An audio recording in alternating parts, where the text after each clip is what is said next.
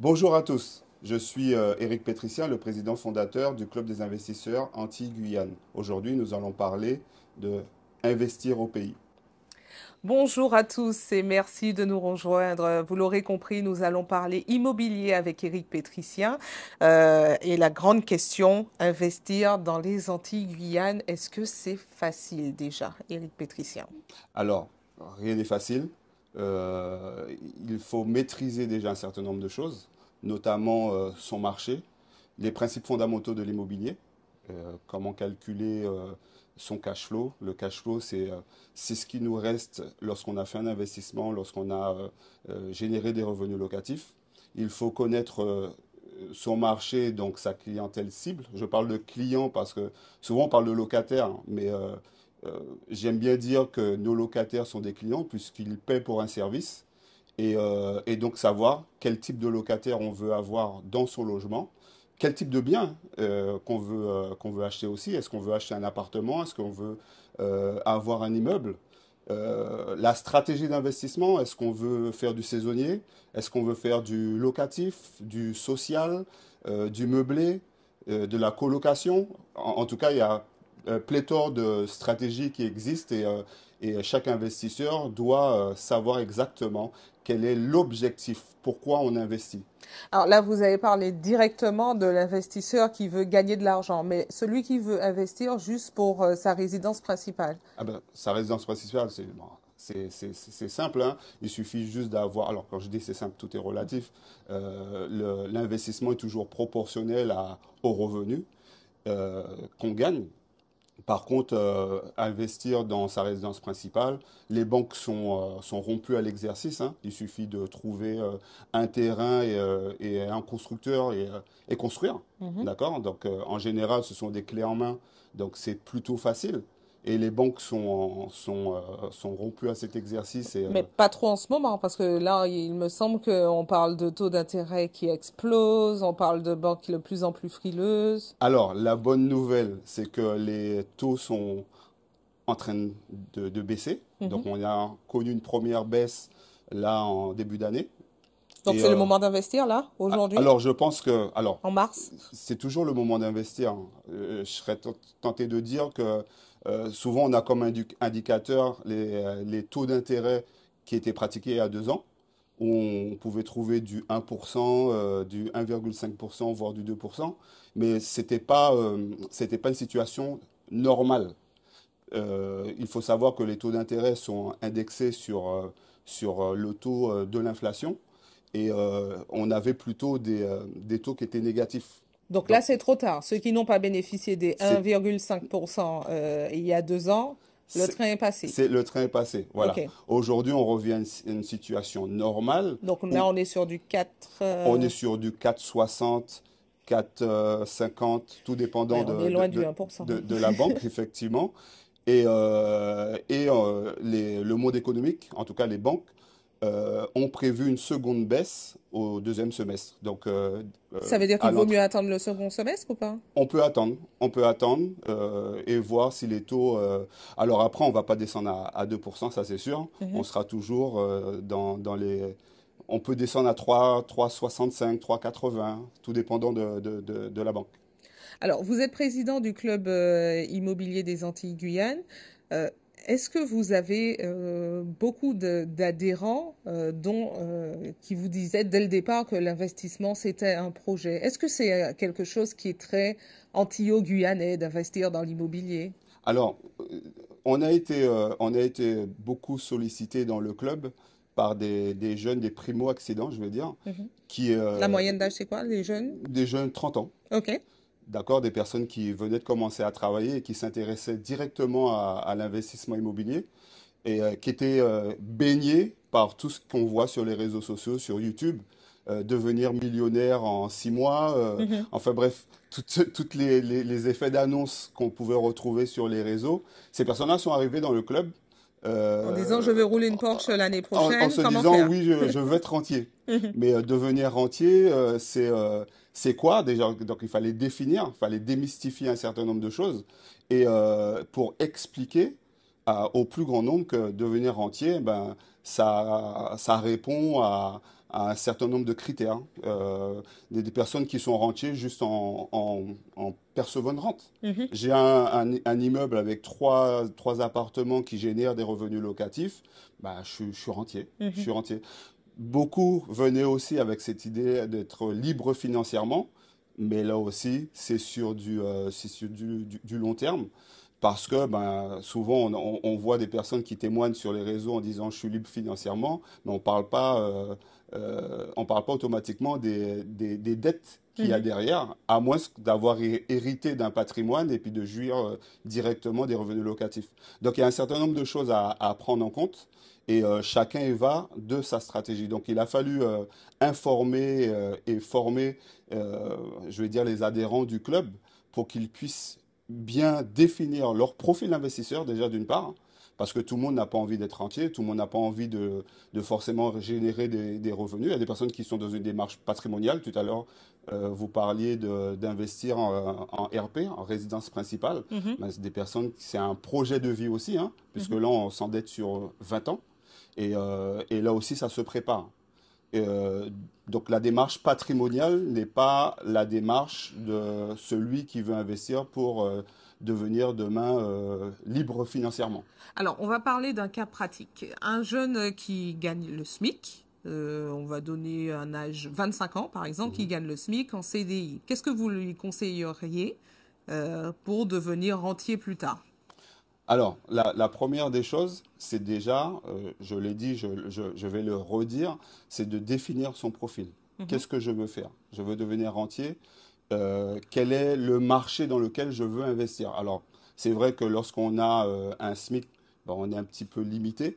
On mhm, va aller plutôt sur des studios, mhm. d'accord? On est sur du 80 000 euros.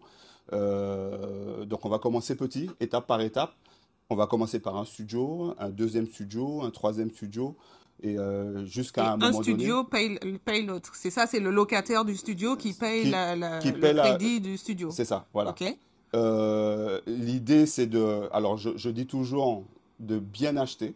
Mhm, Bien acheter, le profit se fait à l'achat, donc on achète en dessous de la valeur marchande du bien. mhm. D'accord? C'est fondamental. Et ensuite, si on a la possibilité d'optimiser, et c'est là qu'on commence à gagner de l'argent.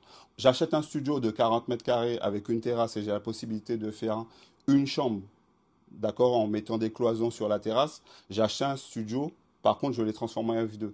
Donc, Mhm, j'ai un prix qui est réévalué mhm. parce que j'ai un F2 aujourd'hui sur le marché. Alors, pour parler concrètement, est-ce que vous avez dit que vous avez beaucoup de jeunes qui ont adhéré à votre club? Mhm. Est-ce qu'il y en a qui ont réussi à transformer l'essai, qui ont appliqué ces idées et qui sont, alors peut-être pas entiers, parce que si ça fait pas très longtemps, mais qui sont dans une situation confortable aujourd'hui? Ben, j'ai l'exemple d'une jeune qui a poussé les portes du club il y a 4 ans et qui est aujourd'hui assise sur un patrimoine évalué à 26 appartements. Ok. Et elle est Et partie comment? Elle a... elle est partie de rien. Elle a commencé par 2 appartements, Mhm, d'accord? Un appartement payait la traite des deux. Elle a fait un prêt global. Lorsqu'elle a revendu à un moment donné un appartement, elle a pu racheter un immeuble. Elle avait déjà la banque qui la suivait parce que bah, elle faisait la démonstration qu'elle était déjà une bonne gestionnaire mhm.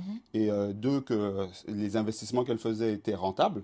Donc, tout naturellement, ben, la banque suit et sont à la recherche de profils comme ça, en tout cas. Mhm.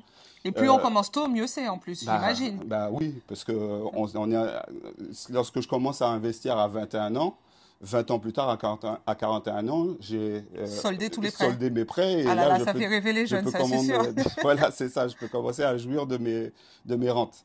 Voilà. Donc, alors, dans le club, effectivement, il y a quelques exemples comme ça, mais j'observe depuis quelques années que c'est essentiellement des femmes.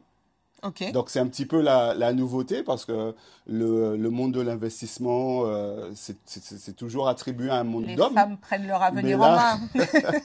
mais là les femmes ont décidé de prendre le pouvoir et à tous les niveaux. Mhm. Donc en tout cas, j'en suis fier quand même enfin de ce constat, de voir que ces femmes investissent massivement dans l'investissement immobilier. Et dans le club, parce que là, vous avez donné un exemple, mais est-ce que c'est un exemple qui est à part ou c'est plutôt fréquent? Est-ce qu'il y a beaucoup d'investissements? Par exemple, est-ce que vous avez un bilan annuel du nombre d'investissements en euros qui ont été faits, je sais pas, en Alors l'exemple 2023? qui me vient spontanément, et c'est là où on a fait le plus, enfin le plus gros volume d'affaires, Mhm. c'était en 2019 où nous avons investi près de 7 millions. D'accord. Sur une moyenne de 150 membres, alors c'est pas 150 membres réunis, mais c'est lorsque je fais les statistiques de l'année, c'était environ une quinzaine de personnes. Alors, que l'on comprenne bien. Donc, vous dites, plus on commence tôt, mieux c'est. On peut même réussir avec un SMIC. Il suffit de commencer par des petits biens. C'est Est-ce ça. qu'il y a une attitude, un mindset, une réflexion à avoir pour être un bon investisseur? Alors, effectivement, lors de nos conférences, on a de cesse de répéter que l'investissement immobilier, c'est 80% mindset et 20% technique. Parce que c'est lorsqu'on a des difficultés qu'on voit, hein. Mhm. Est-ce qu'on est un investisseur? Parce que l'investisseur, c'est celui qui se réadapte. C'est celui qui est un petit peu tout terrain, qui peut faire face à une crise financière, qui peut faire face à une crise, une pandémie, comme celle que nous avons connue, qui fait face à une crise économique, qui peut faire face demain à un tremblement de terre. Mhm. Donc, c'est vraiment celui qui se réadapte. Et pour cela, il faut avoir un mindset à toute épreuve. C'est-à-dire que lorsque les difficultés arrivent, parce qu'il y a des difficultés, on parle souvent des succès. Alors, tout le monde a Surtout sur une les réseaux success sociaux, on parle story. de rouler en Porsche. Vous avez beaucoup Exactement. de personnes qui roulent en Porsche dans votre club? Non, pas beaucoup. Ok. Pas beaucoup, pas beaucoup. C'est plutôt des personnes mais qui n'investissent pas dans des voitures et qui préfèrent Ah continuer ben à oui, parce investir. que les vrais investisseurs, ils mettent pas de l'argent dans les voitures. Voilà. Alors, on porte pas de jugement parce Non, que non, mais on peut se faire plaisir, mais ceux qui continuent à investir et qui sont dans cette logique de réinvestir, réinvestir, préfèrent ne pas avoir, à moins de l'avoir payé cash, mhm. mais préfèrent utiliser leurs finances pour pouvoir continuer à investir. Oui, de ne pas avoir d'endettement à la banque pour C'est une ça. voiture Pour alors une qu'ils voiture, pourraient alors que en mettre dans dans un logement. ah oui. Parce qu'effectivement, le banquier, lui, lorsque vous lui présentez un dossier et que vous venez avec vos relevés, bon, ah ben, il décortique, il regarde quelles sont les habitudes de consommation, qu'est-ce que vous achetez, quelles sont les dépenses récurrentes. Et s'il voit une traite à 800 euros pour un véhicule, bon, Mm. il peut analyser, regarder le dossier différemment. Alors, vous avez parlé au tout début de plusieurs types d'investissements. Locatif, c'est longue durée, j'imagine, saisonnier. Il existe aussi Du meublé, de la colocation. Voilà. Alors, comment on fait pour savoir dans quel secteur on s'oriente s'il en existe autant? Ben, alors, encore une fois, l'appétence qu'a l'investisseur sur sa prise de risque. Je prends un exemple, la colocation, ça demande une autre gestion, en tout cas une gestion différente que lorsqu'on fait du meublé, donc avec un bail d'1 an, ou de la location nue, un bail de 3 ans. D'accord? Donc la colocation, on suggère que euh, la personne qui a un appartement avec 4 chambres doit remplir ces 4 chambres, donc potentiellement 4 locataires. Mm. Et dans ces secteurs-là, il y a souvent un turnover. Un Mhm. turnover, Donc, ça nécessite une gestion. Donc, il ça faut savoir nécessite que une si on gestion. s'engage dedans, il y a Voilà. une gestion à La avoir. location saisonnière, c'est pareil. Ça nécessite une gestion. Il faut faire accueillir les clients, faire les check-in, check-out, faire le nettoyage. Donc, Ça c- nécessite du temps, là. ça nécessite du temps. Voilà, Ok. c'est ça. Alors, que l'on comprenne bien, la thématique du jour, c'est investir au pays. Est-ce que dans votre constat, est-ce que vous avez des statistiques, les ultramarins, alors on va parler plutôt à l'échelle antillo-guyanaise, puisque le club anti-Guyane, Mhm. ont tendance à investir chez eux? En tout cas, c'est l'ambition qu'a le club. c'est de vraiment démocratiser l'immobilier pour que ça devienne accessible à tous. Mhm. Il y a quelques années, nous avions mis en place une conférence qui s'appelait Investir accessible à tous, l'investissement accessible à tous. Mais cette année, on a pris plutôt une autre tangente en disant investir au pays. Investir au pays, c'est quoi? Comment? Quel est le marché? Comment il est structuré? On a une conférence le 23 mars prochain qui va justement parler de ça, et c'est la grande thématique que sur laquelle nous allons discuter. Et nous allons réunir des acteurs économiques qui sont des élus des comités d'agglomération. Et en tout cas, ce sont ceux qui sont les plus amènes à parler du territoire, en tout cas de leur territoire. Et quels sont les dispositifs qui existent? Est-ce qu'il y a un projet de développement dans chaque comité d'agglomération? Et ça, c'est Et, important parce et que pour un investisseur, est-ce qu'on investit dans le nord, dans le centre ou dans le sud? Est-ce qu'il y a des projets? C'est ben, ça. ça permet de donner une vision. Une vision aujourd'hui, on sait que le sud est saturé. Mhm. Beaucoup de personnes se sont lancées dans des projets de type saisonnier dans le sud, et on voit que le nord il reste encore tout à faire. Mhm. Regardez le nord côté Atlantique, on a mis du temps à développer une offre qui soit intéressante. Aujourd'hui, on regarde le Robert. Le Robert est en train de carrément exploser avec des zones industrielles, des magasins qui poussent un peu partout, et derrière, ben, une demande de logement Et c'est qui ça grandit. aussi l'immobilier, c'est d'avoir le nez parce qu'il fallait savoir qu'il fallait investir au Robert avant que tout n'explose. Ben, l'immobilier va aussi avec les projets de développement du territoire. Mhm. Un investisseur est obligé de s'intéresser au monde économique, à savoir qu'est-ce qui se passe, quels sont les projets à venir, structurants, mettre un TCSP, le TCSP arrivait à Carrère ou au Lamentin, Mhm. le projet est de le faire arriver au Robert, mais tout ça dans une comment dire ça, dans un développement global. Mhm.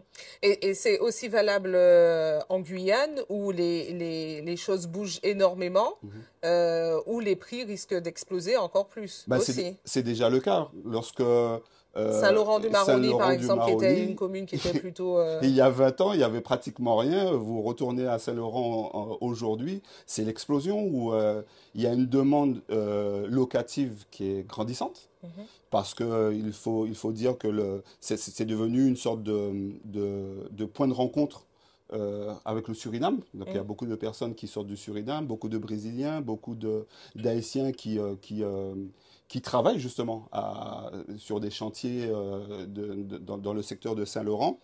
Et étant donné que Saint-Laurent est à 260 km de Cayenne, c'est pas déconnant que Saint-Laurent devienne aussi une sorte de centre un petit peu névralgique de la Guyane. Et il faut savoir, alors ça, je l'ai appris lors d'un séjour moi-même où je suis allée en Guyane, où il y a un grand besoin à Saint-Laurent-du-Maroni, mais même à Cayenne, de logements saisonniers. De logements saisonniers. C'est super compliqué pour tous ceux qui ont tenté d'aller en Guyane ces derniers temps. C'est super compliqué de trouver du logement saisonnier pour se rendre là-bas. Donc, si vous, Guyanais, vous réfléchissez à investir chez vous, n'hésitez pas à vous pencher sur la partie saisonnière du logement immobilier De là-bas. logements immobiliers, il y a du foncier. Donc, effectivement, ben, c'est le moment de participer au développement de la Guyane, euh, puisque ça bouge, les choses sont en train de bouger. La Guyane ressemble à un grand chantier, avec des constructions un peu partout, des programmes immobiliers un peu partout. Donc, et en plus, il y a un projet de TCSP sur Cayenne. Oui. Donc là aussi, ben, Cayenne va devenir aussi un point d'attractivité. Donc, par conséquent, un besoin au logement. Et continuons à parler de chiffres. En Guadeloupe aussi, il y a des villes où les prix caracolent. En Guadeloupe, il y avait même deux villes, il me semble, Quand on regarde qui faisaient partie des 10 villes de France, enfin le nationales. Gosier est l'une des villes les plus chères de Guadeloupe. Mhm. Alors, effectivement, il y a tous les atouts. On a des casinos, on a toutes les commodités sont réunies, on n'est pas trop de la plage. Le gosier a tous les atouts et c'est justifié. Alors, pour qu'on se projette, une dernière fois, les chiffres, est-ce qu'il y a beaucoup de ventes en Martinique? Alors, quand je prends un exemple, janvier 2023, c'était environ 365 biens vendus. Et alors qu'on C'est-à-dire sur l'année? sur l'année, alors Ok. qu'on parle, non, je parle de janvier, hein, D'accord. du mois de janvier. Ah, sur un mois, il y a eu Sur un mois, 365 biens. 365 ventes, Ok. tout bien confondu, hein, appartements, maisons. C'est Janvier, bien ou pas? J'ai du mal à évaluer. ben, en tout cas, ce que je veux faire ressortir à travers les statistiques, c'est qu'on parle de crise, on parle des banques qui ne prêtent pas. En janvier 2024, on est à 456. Il y en a Il plus y en a alors. plus. D'accord. Donc Donc ça ça veut pourrait dire. être paradoxal puisqu'on se dit, mais ben, les banques ne prêtent pas. Et finalement, il y a beaucoup plus de ventes en janvier 2024 Oui, mais comparativement. qui vend, qui achète? Qui achètent? Oui. Ah, là, il y a beaucoup de personnes extérieures aussi qui achètent, Mhm. essentiellement des maisons. Euh, les villes les plus recherchées, ben, les Anses d'Arlet, le Diamant, Trois-Îlets, le Carbet. Et Mhm.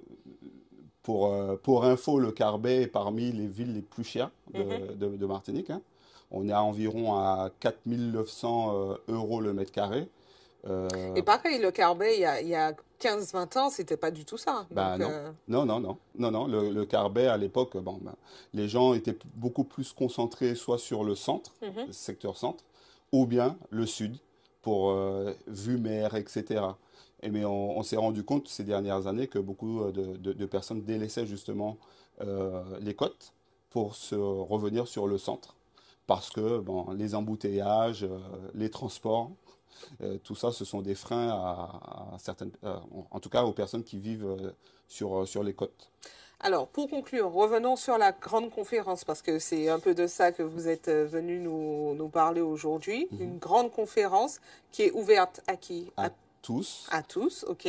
à tous les Martiniquais et toutes les Martiniquaises qui s'intéressent de près, de loin à l'investissement immobilier, qui sont amoureux de leur île et Mhm. qui veulent à un moment donné se dire, bon, ben, comment devenir propriétaire chez moi? Trop souvent, nous sommes locataires chez nous alors que, il y a des opportunités. Et c'est pour ça qu'à travers cette conférence, je fais venir un multimillionnaire canadien qui s'appelle Jacques Lépine, qui est un investisseur. Il a fait fortune dans l'immobilier. C'est le président fondateur du Club des investisseurs du Québec. Et chaque année, il vient et c'est celui qui a une vision. Il a une vision de marché. Et à chaque fois qu'il vient, il me dit, regarde ça, regarde si, il y a des opportunités partout, mais vous êtes sur une terre d'opportunités. Et on ne le Et, voit pas. et Mhm. on ne le voit pas parce que tous les jours, on passe, on s'habitue avec notre environnement.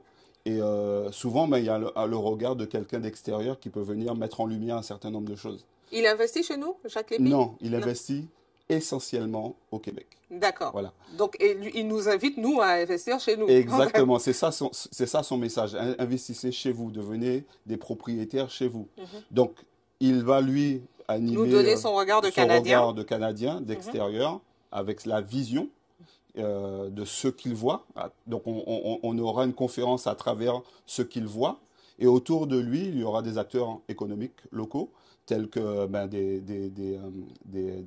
élus, je Mhm. vais dire des EPCI. Mhm.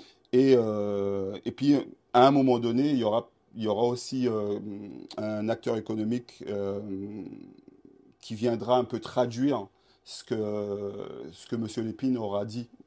C'est-à-dire qu'il vient, lui, avec un regard et un langage canadien, d'accord? Et c'est de se dire comment on peut traduire ce qu'il dit euh, sur notre marché, Oui, en parce que les local. réalités canadiennes ne sont pas les Ne réalités sont pas, françaises. On voilà. ne peut pas acheter au Canada, il me semble qu'on peut acheter du jour au lendemain, c'est On ça? peut acheter très rapidement, du jour au Contrairement lendemain. Voilà.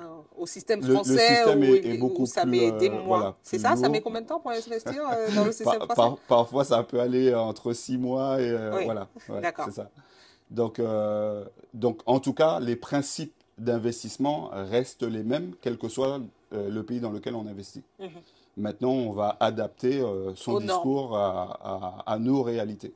Très bien. Merci à vous, Merci bien, Monsieur merci Pétricien, d'avoir accepté notre invitation. merci. Et on rappelle que la grande conférence, c'est le 23 Mars. mars à l'IMS. L'IMS au Lamentin, Et c'est ouvert à tous. C'est ouvert à tous. Et pour avoir les renseignements, il faut aller où? Alors, vous allez sur Instagram, donc l'Insta du CIAG, Facebook, prochainement notre site internet. Vous pouvez aussi nous joindre au 77 46 49. La secrétaire se donnera le plaisir de donner toutes les informations. Ou bien vous pouvez écrire au ciag.secrétariat@gmail.com. Très bien. Merci à vous d'avoir répondu à nos questions. Et quant à vous, je vous retrouve la semaine prochaine pour un tout nouveau numéro de Paroles d'influence.